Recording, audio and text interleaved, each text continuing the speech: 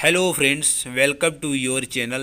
इस वीडियो में आप सभी को पैरामीशियम के बारे में बताएंगे। इसमें पैरामीशियम का वर्गीकरण, नंबर 2 पैरामीशियम का आवास स्थान, नंबर 3 पैरामीशियम की नामांकन संरचना, नंबर 4 पैरामीशियम में पाए जाने वाले कोशिकांग, नंबर 5 पैरामीशियम में गति, नंबर 6 पैरामीशियम में पोषण तथा नंबर 7 पैरामीशियम में जनन।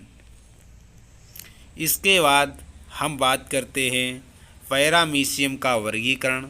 जगत प्रोटिस्टा, संघ प्रोटोजोआ, उपसंघ सीलियोफोरा, वर्ग सिलिएटा, उपवर्ग हेलोट्राइका, गण जिम्नोस्टोमेटिडा, वंश पैरामीशियम, जाति कांस्टेडम। वैज्ञानिक नाम पैरामीशियम कांस्टेडम है, जो कि वंश और जात से मिलकर बना होता है। अब हम बात करते हैं नंबर 2 पैरामीशियम का आवास स्थान। पैरामीशियम नदी, तालाब, झील, पोखर तथा अन्य जलाशयों के अलवड़ी जल में पाए जाते हैं। यह जंतु पेड़ पौधों के सड़े गले कार्बनिक पदार्थों में अधिकतर होते हैं, इसीलिए इन्हें मुक्तजीवी जंतुक भी कहते हैं।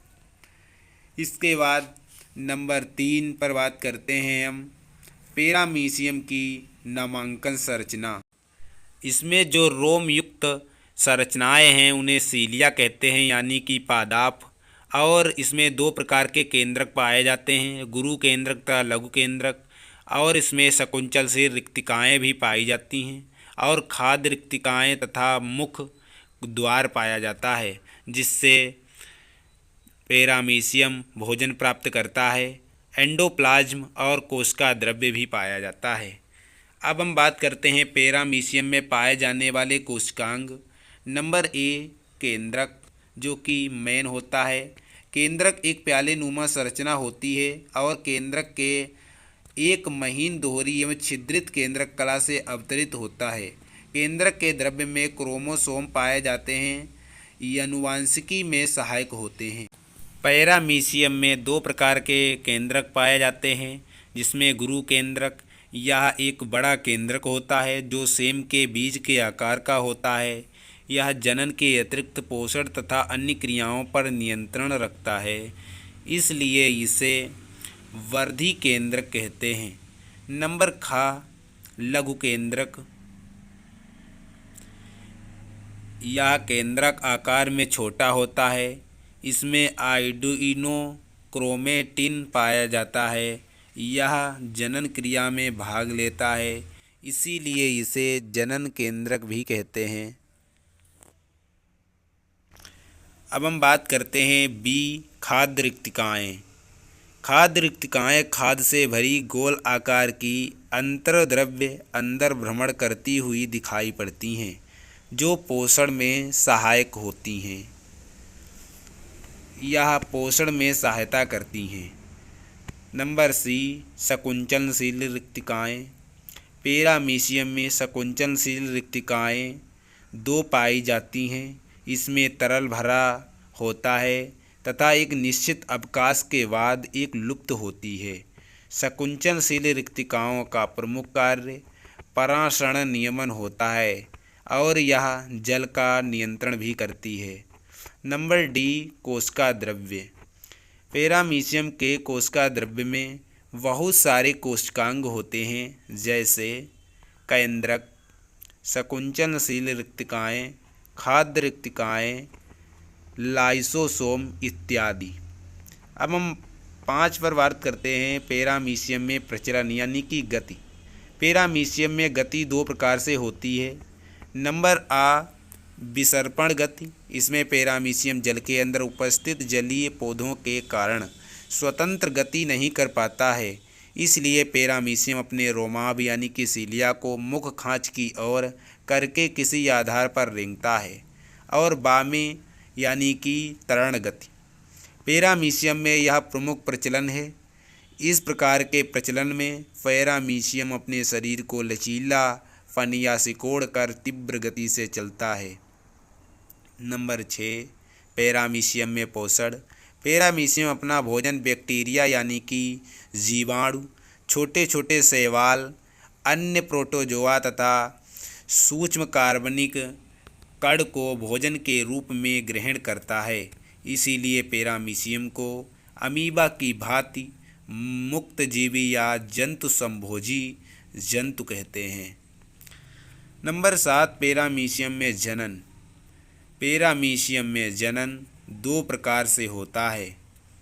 नंबर का लैंगिक जनन, नंबर खा अलैंगिक जनन। आपको बता दें कि नंबर का लैंगिक जनन के बारे में, जिसे हम संयुग्मन भी कहते हैं, जब 2 जीव अस्थायी मिलाप करके जिसमें केंद्रक पदार्थों का आदान प्रदान होता है, संयुग्मन जनन कहलाता है। ये तो हो गई लैंगिक जनन की डिफिनेशन के बारे में।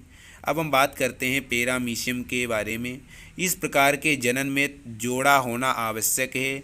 जिस प्रकार स्त्री और पुरुष का जोड़ा होता है और दोनों के बीच जनन होता है, तो इस प्रकार के जनन को ही लैंगिक जनन कहते हैं। अब हम बात करते हैं अलैंगिक जनन के बारे में। इस प्रकार का जनन केवल एक ही जीव द्वारा संपन्न हो जाता है, इसीलिए इसे अलैंगिक जनन कहते हैं। यह जनन इस प्रकार से होता है, द्विखंडन। इस प्रकार के जनन में पैरामीशियम के दोनों केंद्रक 2 भागों में विभाजित हो जाते हैं, जिससे पैरामीशियम का जीव द्रव्य भी 2 भागों में विभाजित हो जाता है और जिससे 2 जंतु का निर्माण होता है, जिस प्रकार आप चित्र द्वारा देख सकते हैं। अब हम बात करते हैं पैरामीशियम से संबंधित महत्वपूर्ण प्रश्नोत्तर जो परीक्षाओं में पूछे जाते हैं। तो प्रश्न नंबर 1, स्लीपर जंतु किसे कहते हैं?